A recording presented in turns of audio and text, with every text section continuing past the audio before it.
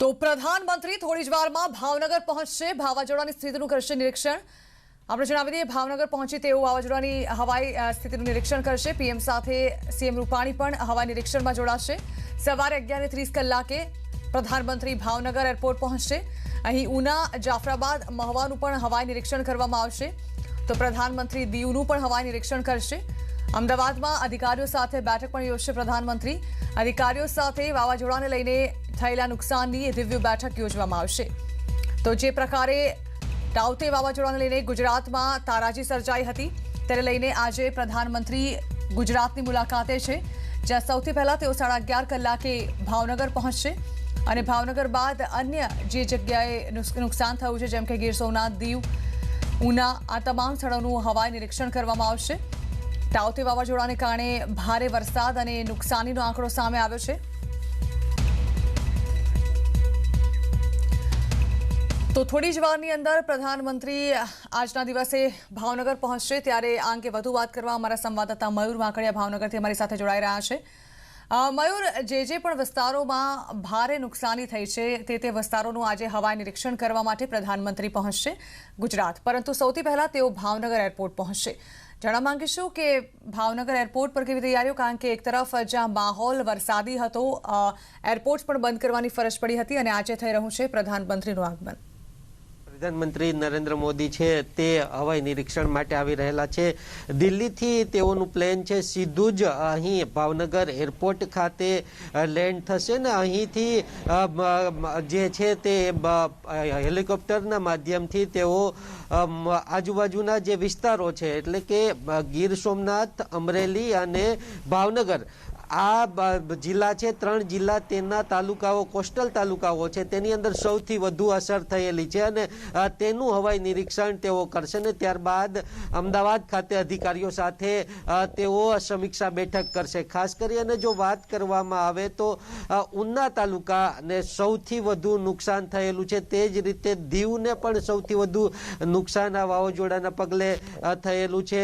તે જ રીતે જો વાત કરીએ તો જાફરાબાદને પણ એ જ રીતનું નુકસાન થયેલું છે। મહુવા તાલુકાને સૌથી વધુ નુકસાન છે તે થયેલું છે। ભાવનગરનો મહુવા તાલુકો છે, તેના જે કોસ્ટલ વિસ્તારના જે ગામડાઓ છે તેની અંદર ખૂબ મોટા પ્રમાણમાં જે વિનાશ છે તે થયેલો છે। તે જ રીતે કોડીનાર ની અંદર પણ એ જ પ્રમાણે નુકસાન થયેલું છે। એટલે કે આ 3 જિલ્લાઓ છે તેના જે ગામડાઓ છે, કોસ્ટલ ગામડાઓ, તેનું હવાઈ નિરીક્ષણ કરવામાં આવશે। ખાસ કરી અને ખેડૂતોને ખૂબ મોટું નુકસાન થયેલું છે। તેની અંદર જો વાત કરીએ પાકની, તો જે કેરીની આંબાવાડીઓ છે તે પડી ગયેલી છે, તે ઉપરાંત નાળિયેરીની જે ખેતી કરનારા ખેડૂતો છે તેમની જે વાડી છે તેની અંદર નાળિયેરીઓ પડી ગઈ છે। તે ઉપરાંત જે લીંબુની ખેતી કરનારા ખેડૂતો છે તો તેમના લીંબુવાડીઓ પણ નાશ થયેલી છે। તે ઉપરાંત જો વાત કરીએ તો ડુંગળીના પાકને ખૂબ મોટું નુકસાન છે તે થયેલું છે। આ જે દરિયાઈ કાંઠા વિસ્તારની અંદર મોટા પ્રમાણની અંદર ખેડૂતો છે તે ડુંગળીનું વાવેતર કરતા હોય છે ને તેના પાકને પણ ખૂબ મોટું નુકસાન થયેલું છે। તે જ રીતે તલનો પાક જે ખેડૂતોનો પાકવા આવેલો હતો અથવા તો તેમને લણણી કરી અને ખેતરની અંદર રાખેલો હતો, તે પાકને નુકસાન થયેલું છે। સાથે જ પશુઓનો જે ઘાસચારો હતો, સૂકો ઘાસચારો જે પશુઓ માટે રાખવામાં આવેલો હતો, તે બરબાદ થઈ ગયેલો છે અને ઘણા ગામડાઓ એવા પણ છે કે જ્યાં જે પશુઓ છે તેમના મૃત્યુ પણ થયેલા છે। તે ઉપરાંત ગ્રામ્ય વિસ્તારની અંદર જે કાચા મકાનો છે તે તૂટી ગયેલા છે, તેમના છત ઉડી ગયેલી છે અને તેની અંદર પણ ખૂબ મોટું નુકસાન થયેલું છે। ચોક્કસ મુખ્યમંત્રી વિજય રૂપાણીએ ગઈકાલે પ્રેસ કોન્ફરન્સ કરી કેશ ડોલની સહાયની જાહેરાત કરેલી, પરંતુ હવે વાવાઝોડું થંભી ગયેલું છે ત્યારે આ જે વરવી વાસ્તવિકતા છે તે સામે આવે છે અને ખૂબ મોટા પ્રમાણની અંદર આ 3 જિલ્લાના તાલુકાઓ, કોસ્ટલ તાલુકાઓ છે તેની અંદર નુકસાન થયેલું છે અને પ્રધાનમંત્રી તેનું હવાઈ નિરીક્ષણ હવે કરવાના છે। જી બિલકુલ મયુર, વધુ અપડેટ્સ માટે ફરી એકવાર આપણી સાથે જોડાઈશું। તો પ્રધાનમંત્રી આજે ગુજરાતની મુલાકાતે છે, જ્યાં વાવાઝોડાથી સર્જાયેલી તારાજીના દ્રશ્યો જે સામે આવી રહ્યા છે ગુજરાતમાં, તેને લઈને હવાઈ નિરીક્ષણ કરશે પ્રધાનમંત્રી, જેમની સાથે મુખ્યમંત્રી પણ જોડાશે. એટલે એમની આ દિવસની મુલાકાત મહત્વની માનવામાં આવી રહી છે. લગાતાર જ્યારથી વાવાઝોડું ગુજરાત પર ત્રાટકવાનું છે તે સમાચાર વહેતા થતાની સાથે જ પ્રધાનમંત્રી પણ સતત આ નિગરાની રાખી રહ્યા હતા ગુજરાત પર, અને તેઓ લગાતાર તંત્ર પાસેથી માહિતી મેળવતા રહેતા હતા, અપડેટ્સ મેળવતા રહેતા હતા કે ગુજરાતમાં હાલ શું સ્થિતિ છે, વાવાઝોડાને લઈને સરકાર દ્વારા શું તૈયારીઓ કરવામાં આવી છે. તો સાથે જ કેન્દ્ર તરફથી પણ તમામ મદદની બાહેધરી આપવામાં આવી હતી. જોકે સદનસીબે હવે વાવાઝોડું ગુજરાત પરથી પસાર થઈ ચૂક્યું છે, એટલે કે ગુજરાત પરથી ટાવતે વાવાઝોડાનું સંકટ જે છે તે ખતમ થઈ ચૂક્યું છે. પરંતુ તે બાદના જે દ્રશ્યો સામે આવે છે, જે તસવીરો સામે આવી છે, તે ચોંકાવનારી ચોક્કસથી છે. કારણ કે અહીં હજારો વૃક્ષોનું નિકંદન નીકળી ગયું છે. સાથે જ રોડ રસ્તાઓ પર પાણી ભરાઈ ચૂક્યા છે. કેટલાક લેન્ડફોલની ઘટનાઓ પણ સામે આવી છે. તો સાથે જ કેટલાય મકાનોના છાપરા ઉડી ગયા છે, એટલે કે લોકો પણ બની ગયા છે ઘરવિહોણા. જોકે રાજ્ય સરકાર તરફથી તમામ લોકોને મદદ પહોંચાડવાની બાહેધરી પણ આપી દેવામાં આવી છે.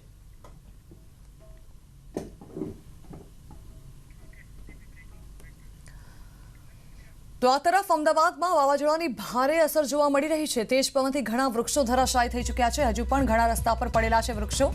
સરસપુરમાં મોટી સંખ્યામાં વૃક્ષો ધરાશાયી થયા હતા. વોરાના રોઝાથી શારદાબેન હોસ્પિટલ તરફ મુશ્કેલી સર્જાઈ છે. વૃક્ષ પડતા રસ્તો બંધ થઈ ગયો છે. વાહન ચાલકો અટવાયા છે. રોડ પરથી 108 પણ નથી નીકળી શકતી. અમદાવાદના કેટલાય રસ્તાઓ પર આ પરિસ્થિતિ જોવા મળી રહી છે, જ્યાં રસ્તાઓ બ્લોક થઈ ચૂક્યા છે. ગઈકાલના વાવાઝોડા અને ભારે પવન સાથે પડેલા વરસાદને કારણે રસ્તાઓ પર કેટલાય મોટા વૃક્ષો ધરાશાયી થઈ ચૂક્યા છે. તો કેટલાય રસ્તાઓ થઈ ગયા છે બ્લોક, જે વૃક્ષો હટાવવાની કામગીરી હાલ હાથ ધરવામાં આવી રહી છે. વધુ માહિતી મેળવીએ સંવાદદાતા સંજય ટાંક પાસેથી. સંજય, આમ તો જોવા જઈએ તો રાજ્યના અને શહેરના કેટલાય રસ્તાઓ એવા છે કે જે બ્લોક થઈ ચૂક્યા છે મોટા મોટા વૃક્ષો ધરાશાયી થવાને કારણે. તો એના કારણે 108ને પણ નીકળવાની મુશ્કેલી પડી રહી છે. જાણવા માંગીશું શું સ્થિતિ સર્જાઈ છે હાલ?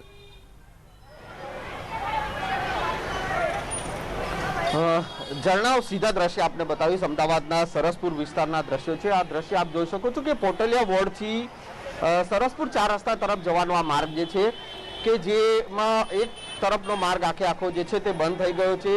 જે ઝાડ પડ્યું છે અને તેના કારણે આ રસ્તો જે છે તે બંધ થઈ ગયો છે, અને એક તરફ એ રોડની બીજી સાઈડ જે છે કે ત્યાં ટ્રાફિકના પણ દ્રશ્યો જે જોવા મળી રહ્યા છે. ટ્રાફિક જે છે વાહન ચાલકોને એક જ તરફનો રસ્તો જે છે તે પર આવવાની ફરજ પડી રહી છે.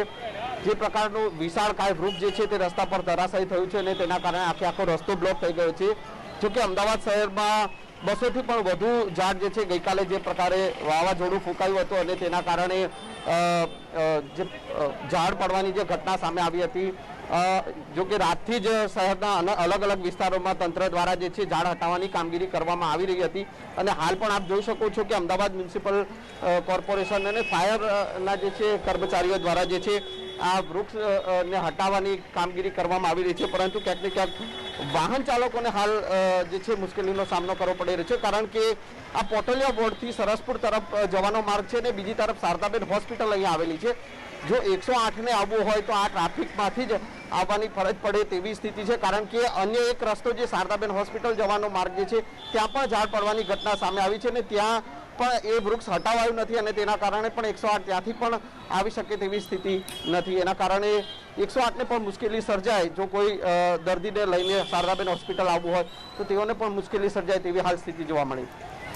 બિલકુલ સંજય, ચોક્કસ એવું કહી શકાય કે 108 તો મુશ્કેલી નડી જ રહી છે, પરંતુ અહીં રહેતા સ્થાનિકોને પણ તકલીફ પડી રહી હશે, કારણ કે ઓફિસ આવર્સ હશે અને આ સાથે જ અન્ય અવર જવરનો રસ્તો પણ હશે. ત્યારે અહીં ટ્રાફિક જામની પણ અવ્યવસ્થા સર્જાઈ હશે. ડાયવર્ઝન આપવામાં આવ્યું છે. ત્યાં હાલ વૃક્ષ હટાવવાની કામગીરી શરૂ કરી દેવાઈ છે.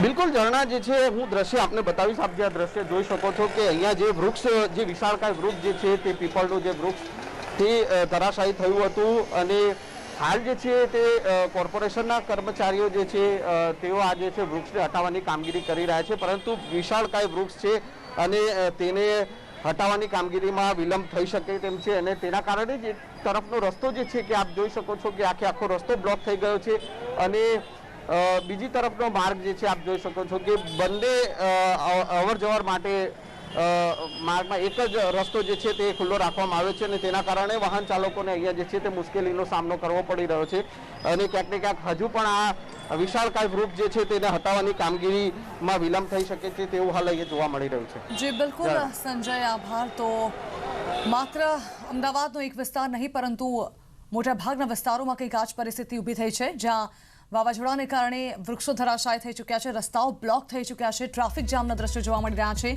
રૂટ્સ ડાયવર્ટ કરવામાં આવ્યા છે કારણ કે અહીંથી વૃક્ષ હટાવવામાં આવશે ત્યાં સુધી અહીંથી રસ્તો પૂર્વવત નહીં થાય. તો અમદાવાદમાં વાવાઝોડાની ભારે અસર જોવા મળી રહી છે. 7 ઝોનમાં આ 1886 ઝાડ પડવાના બનાવો સામે આવ્યા છે, 648 જેટલા હોર્ડિંગ્સ બેનર્સ પડવાના બનાવો સામે આવ્યા છે અને 71 કાચા પાકા મકાનોને પણ વાવાઝોડાને કારણે નુકસાન પહોંચ્યું છે.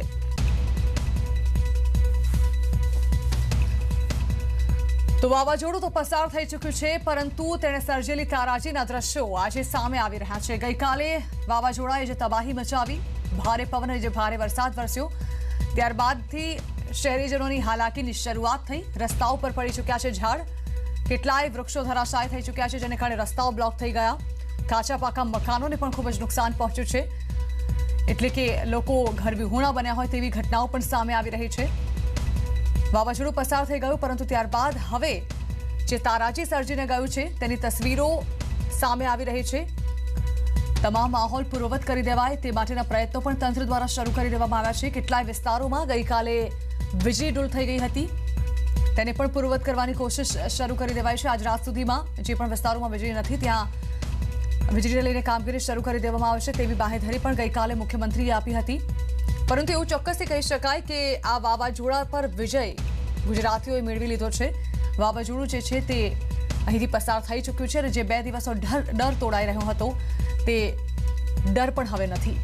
પરંતુ ત્યારબાદ જે પરિસ્થિતિ અત્યારે ઊભી થઈ છે, સ્વાભાવિક છે કે તેને લઈને તંત્ર તૈયાર હતું.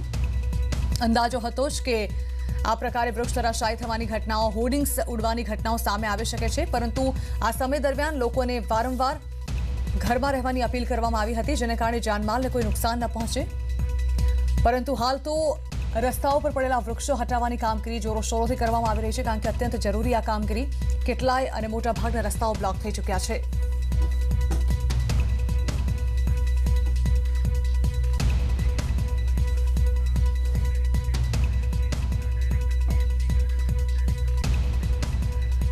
તો મારી સાથે આ અંગે વધુ વાત કરવા માટે જિગ્નેશભાઈ પટેલ જોડાઈ રહ્યા છે, એએમસી ગાર્ડન વિભાગના ડિરેક્ટર. તેમની સાથે વાત કરીશું.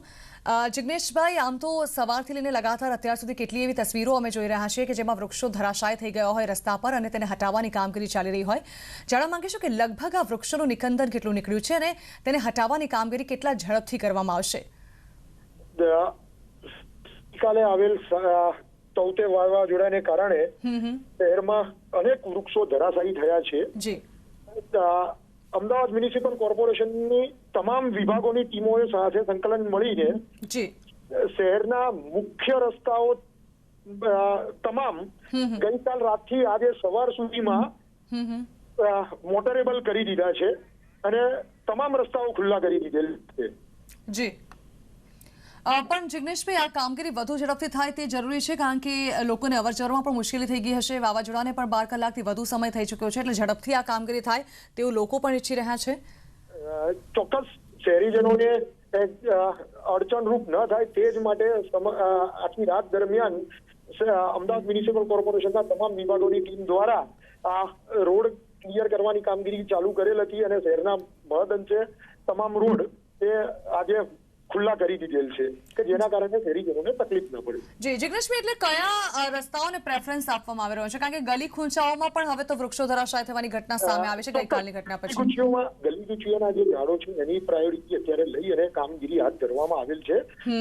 એમાં જો કોઈ શહેરીજનને આ કોઈ ગલીમાં આવવા જવાની અડચણરૂપ હોય તો બગીચા ખાતાના કંટ્રોલ રૂમનો સંપર્ક કરશે તો ચોક્કસ ત્યાં આગળ પણ જઈ અને ઝડપથી એમને ખુલ્લો કરી આપવામાં આવશે. જી, આ સંપર્ક જિગ્નેશભાઈ કઈ રીતે કરવાનો છે કારણ કે ઘણા લોકોને આ પરેશાની થઈ રહી હશે? બગીચા ખાતાના કંટ્રોલ રૂમના નંબરો અમદાવાદ મ્યુનિસિપલ કોર્પોરેશન દ્વારા ડિક્લેર કરેલા છે. જી જી, ખૂબ ખૂબ આભાર જિગ્નેશભાઈ અમારી સાથે જોડાવા બદલ. તો હાલ વૃક્ષો હટાવવાની કામગીરી જોરશોરોથી ચાલી રહી છે તેવું એએમસી ગાર્ડન વિભાગના ડિરેક્ટર તરફથી બાંહેધરી આપવામાં આવી છે અને કહેવામાં આવ્યું છે કે જલ્દીથી જ સ્થિતિ પૂર્વવત કરી દેવાશે, પરંતુ આ કામગીરી બને એટલી ઝડપથી થાય તે વધુ જરૂરી છે, કારણ કે શહેરીજનો પરેશાન થઈ રહ્યા છે. ડાયવર્ઝન આપવામાં આવે છે જેને કારણે લોકો ટ્રાફિકમાં અટવાઈ રહ્યા છે. કેટલાક જગ્યાઓ પર માત્ર એક સાઈડનો રોડ ખુલ્લો કરવામાં આવ્યો છે, જેને કારણે ટ્રાફિક જે છે તે ડાયવર્ટ થઈ ગયો છે, પરંતુ લોકો આ મુશ્કેલીમાંથી જલ્દી બહાર આવવા માંગે છે.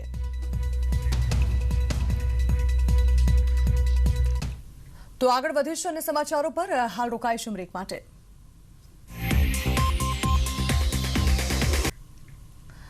Welcome back. તાઉતે વાવાઝોડાના કારણે અમદાવાદમાં પણ નુકસાની જોવા મળી છે, ત્યારે ખાસ કરીને અમદાવાદમાં ટેસ્ટિંગ ડોમ જે બનાવવામાં આવ્યા હતા તે પૈકી મોટાભાગના ડોમને નુકસાન પહોંચ્યું છે. જીએમડીસી ગ્રાઉન્ડ ખાતે બનાવવામાં આવેલા ડોમને સૌથી વધુ નુકસાન થયું છે. આપ જોઈ રહ્યા છો જીએમડીસી ખાતે બનાવવામાં આવેલા ડોમ અને હોર્ડિંગ્સ જે છે તે પડી ગયા છે. અહીંયા સ્ટેન્ડી જે છે તે ફાટી ચૂક્યા છે અને ડોમ જે છે તે તબાહ થઈ ચૂક્યા છે. જીએમડીસી ગ્રાઉન્ડમાં પણ જાણે કે તળાવ જેવા દ્રશ્યો ઊભા થયા છે. જીએમડીસી ગ્રાઉન્ડમાં મોટા પાયે પાણી પણ ભરાઈ ગયા છે, એટલે કે હાલ જે ટેસ્ટિંગ ડોમ છે તેની કામગીરી બંધ રાખવામાં આવી છે. આજે સવારે 11 વાગ્યા સુધી આ કામગીરી બંધ રહેશે. જો કે ત્યારબાદ પણ તે પૂર્વવત થશે કે કેમ તે એક મોટો સવાલ છે, કારણ કે ચોક્કસ એવું લાગી શકે કે આ જીએમડીસી ગ્રાઉન્ડ નહીં પરંતુ કોઈ તળાવના દ્રશ્યો હોય. મારી પાછળના આપ જે દ્રશ્યો જોઈ રહ્યા છો આ દ્રશ્યો છે અમદાવાદના જીએમડીસી વિસ્તારના, કે જ્યાં કોરોના ડ્રાઈવ થ્રુ ટેસ્ટ શરૂ કરવામાં આવ્યા હતા. અમદાવાદ શહેરની અંદર ગયા મહિનાની જો વાત કરવામાં આવે તો ગયા મહિને આ પ્રકારે ટેસ્ટિંગ પ્રક્રિયા શરૂ કરવામાં આવી હતી, પરંતુ વાવાઝોડાને કારણે જે તબાહી સર્જાઈ છે તેને કારણે જીએમડીસી ગ્રાઉન્ડમાં પાણી ભરાઈ ચૂક્યું છે. જે લોકોને જીએમડીસી ગ્રાઉન્ડમાં ટેસ્ટ કરાવવા આવવું હોય તો સવારના સમયે કોઈ પણ વ્યક્તિના ટેસ્ટ નથી થઈ રહ્યા, કારણ કે ડોમની પરિસ્થિતિ જ એવી નથી કે અહીં ટેસ્ટિંગ કરી શકાય.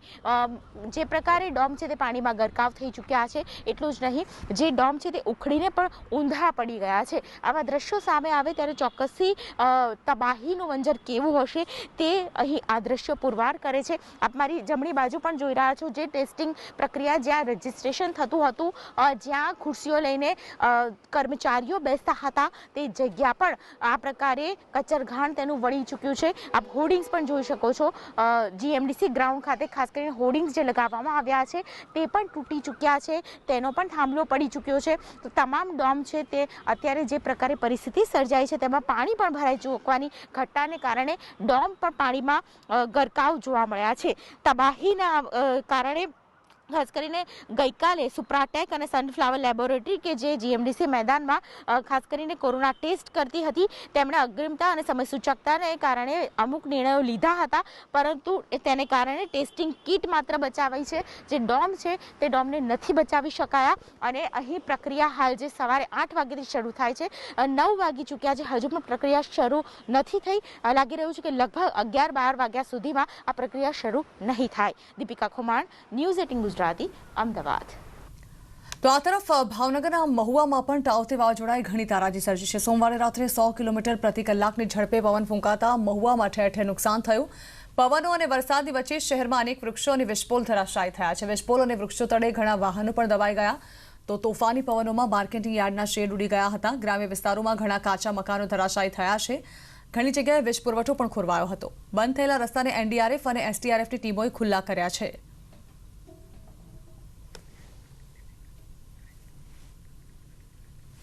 તો ગુજરાત માટે રાહતના સમાચાર છે કે આખરે તાઉતે વાવાઝોડું નબળું પડી ગયું છે. ડીપ ડિપ્રેશનમાં તે પરિવર્તિત થયું છે. વાવાઝોડું ગુજરાત પરથી પણ પસાર થઈ ગયું છે. ડિપ્રેશન બની દક્ષિણ રાજસ્થાન તરફ તે આગળ વધ્યું છે. જો કે રાજ્યમાં 24 કલાક હજુ પણ વાદળછાયું વાતાવરણ રહેશે. કેટલાક વિસ્તારમાં સામાન્ય વરસાદ પણ થઈ શકે. સામાન્યથી મધ્યમ વરસાદની આગાહી હવામાન વિભાગે કરી છે. તો આ અંગે વધુ માહિતી સંવાદદાતા વિભુ પટેલ પાસેથી મેળવીએ. વિભુ, આખરે જે આફત હતી તે ટળી ચૂકી છે, પરંતુ હજુ પણ 24 કલાક વાદળછાયું વાતાવરણ અને કેટલાક વિસ્તારોમાં વરસાદી માહોલ રહી શકે છે. જાણવા માંગીશ કે શું કહે છે હવામાન વિભાગ આને લઈને?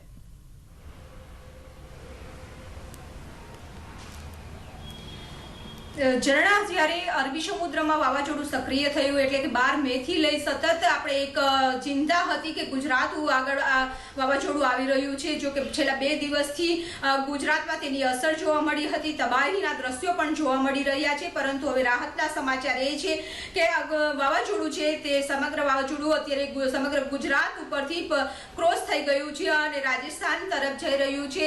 જો કે વાવાઝોડાની જે સિસ્ટમ હતી તે ડીપ ડિપ્રેશન બની ગઈ હતી કાલ સાંજે અને આજે ડિપ્રેશન બની દક્ષિણ રાજસ્થાન તરફ આગળ વધી રહી છે.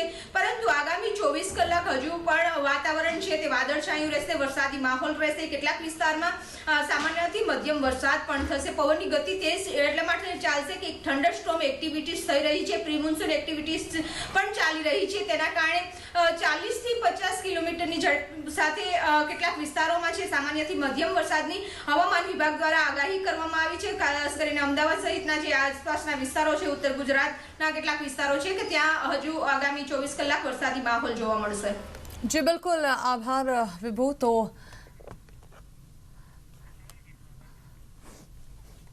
તો હવામાન વિભાગ દ્વારા જે પ્રકારે આગાહી કરવામાં આવી છે, હજુ પણ આવનારા 24 કલાક રાજ્યભરમાં વાદળછાયું વાતાવરણ અને વરસાદી માહોલ છવાયેલો રહી શકે છે. દક્ષિણ રાજસ્થાન તરફ વાવાઝોડું ફંટાઈ ચૂક્યું છે, પરંતુ વાવાઝોડાની અસર હજુ પણ ગુજરાત પર વર્તાઈ રહી છે. વાદળછાયું વાતાવરણ અને વરસાદી માહોલ હજુ પણ જોવા મળશે.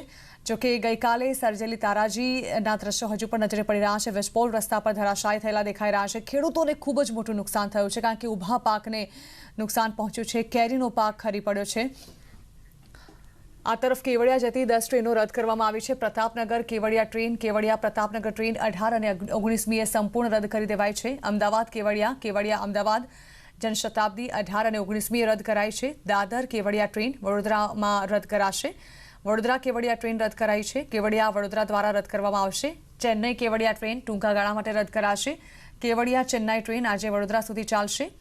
કેવડિયા નિઝામુદ્દીન ટ્રેન આજે વડોદરા સુધી દોડશે. નિઝામુદ્દીન કેવડિયા ટ્રેન વડોદરા ખાતે ટૂંકા ગાળા માટે રદ કરાઈ છે.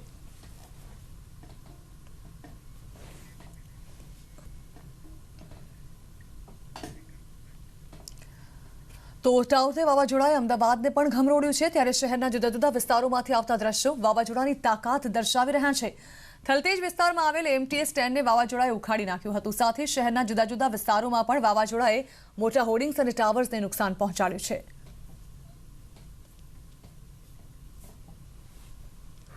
જે પ્રકારે વાવાઝોડું જે ફૂંકાયું અને ત્યારબાદ જે તબાહી જે છે તેના મંજર જે સામે આવી રહ્યા છે. આપ જોઈ શકો છો કે અમદાવાદના એસજી હાઈવે પર જે થલતેજ નજીકનું જે છે આ એએમટીએસનું બસ સ્ટેન્ડ જે છે કે જે ભારે પવનના કારણે જે પ્રકારે સુસવાટાભેર પવન ફૂંકાયો હતો અને પવનની ઝડપ જે છે તે 55 થી 60ની ગતિ જોવા મળી હતી અને તેના કારણે શહેરના અલગ અલગ વિસ્તારોમાં જે છે ત્યાં વૃક્ષો ધરાશાયી થવાની ઘટના સામે આવી હતી અને જે પ્રકારે થલતેજ વિસ્તારમાં જે એએમટીએસનું બસ સ્ટેન્ડ જે છે કે તે ભારે પવનના કારણે ધરાશાયી થઈ ગયું અને સાથે સાથે તેના પર જે હોર્ડિંગ્સ લગાવ્યું હતું તે પણ આપ જોઈ શકો છો કે ધરાશાયી થઈ ગયું હતું.